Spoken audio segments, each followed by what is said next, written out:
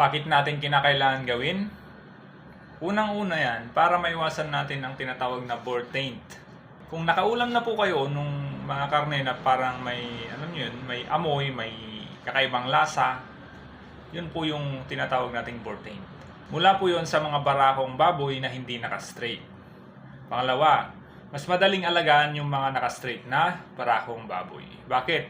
Pag yung barako kasi hindi naka-straight, mas agresibo sila. Baka pati ikaw, madisgrasya sa pag-aaway-away nila. So, yun yung isang dahilan.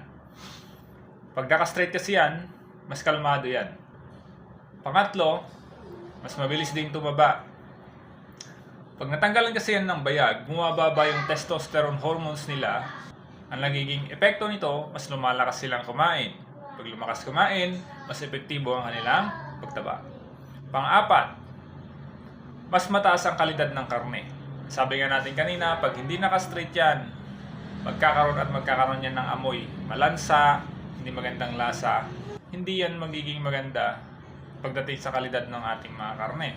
Oo, may konting kirot ito, pero mas ligtas at mas mabilis ang recovery kapag ginagawa ito habang mga biik pa sila.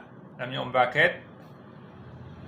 Mas maliit ang ginagawang sugat para matanggal yung bayag. Pinakasinusunod natin is 10 days. Pero, maaari itong i-castrate sa edad na 7 or 14 na araw. 1 week to 2 weeks. Sa edad na ito, mas maliit pa yung bayag nila. Mas kaunti ang stress. Mas maliit yung sugat. Mas madaling maghilom.